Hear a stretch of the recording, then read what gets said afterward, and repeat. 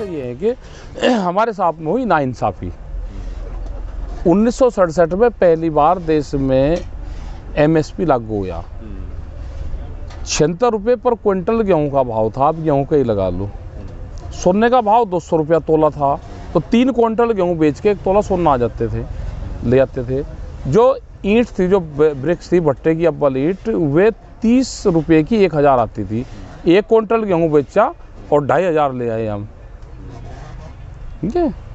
जो सैलरी थी, सैलरी 70 रुपया थी कर्मचारी की, तो 1 महीने की सैलरी में वो 1 क्विंटल गेहूं नहीं ले सकता था।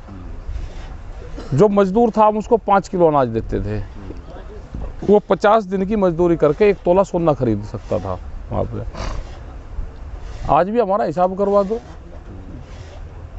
हमने कोई गलत थोड़ा मांग लिया। आज भी हमारा हिसाब करवा दो। आप 3 क्विंटल गेहूं में 1 तोला सोना दिलवा दो, 10 क्विंटल में दिलवा दो। मतलब सैलरियाँ बढ़ेगी, देश के फसलों के भाव नहीं बढ़ेंगे। सरकार की जिम्मेदारी थी कि वो किसान को सपोर्ट करे, उनको सब्सिडी दे। आप उस पर भी नहीं कर रहे। आज भी मतलब 53 साल पुराना आज भी एजेंडे पे हम काम कर रहे हैं कि हमको एमएसपी दे दो।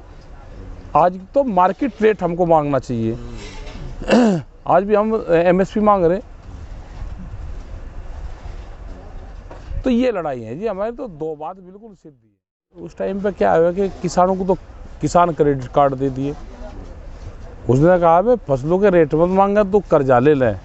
अब इनको आंदोलन करना था, लड़की की शादी करनी थी, कर्जा ले लिया।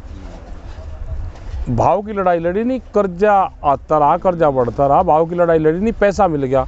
और फिर कहते रहे जी किसान शादी में खर्च कर रहा है, जी किसान मोटरसाइकिल ले रहा। भाई करेंसी है वो। आदमी जहाँ पे पहले जरूरत होगी वहाँ पे पूर्ति कर लगा। और किसान कर्जे में जाता रहा, आंदोलन छोड़ दिया, हताश हो गया, सुसाइड की तरफ चला गया। ये तो पॉलिटिशियनों ने, अधिकारियों ने देश को लूट लिया। इसको ये लड़ाई है। और हमारी इंसाफ तो करोगे ना। आप पार्लियामेंट में बैठ के आप कानून बना रहे हो।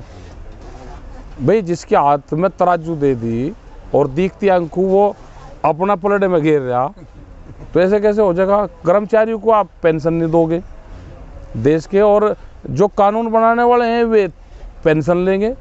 विधायक पेंशन लेगा, अगर वो एमएलसी बन गया उसकी अलग पेंशन लेगा, फिर वो एमपी बन गया उसकी तीसरी लेगा, फिर राज्यसभा से चलेगा चौथी लेगा। कर्मचारी को एक क्यों भी नहीं, उसको 4 पेंशन। भाई आपके हाथ में अगर कलम दे दी तो ये तो दीखती आंखों गलत चीज़ है।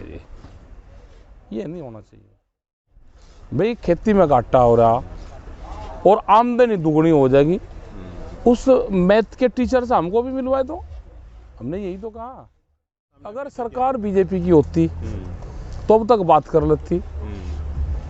सरकार मोदी की है तो मोदी एक आदमी की सरकार है, और वो है व्यापारियों की, बड़े बड़े कंपनी की सरकार है। तो इसलिए काबू नहीं आ रही। आ जाएगी, आ जाएगी।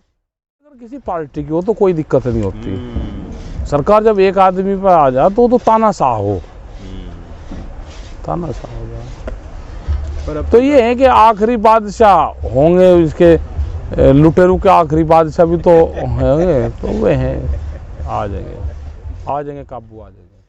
तो तोड़ने की कोशिश कर रही है। और तोड़ दे गवर्नमेंट। देश में विचार को तोड़ सकता है कोई?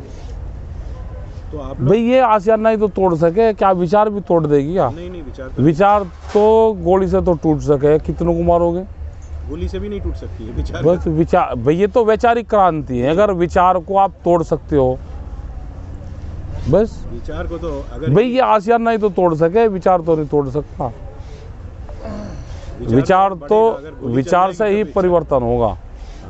ये वैचारिक क्रांति है। वैचारिक क्रांति जब जब भी दुनिया में आई उसने परिवर्तन करा।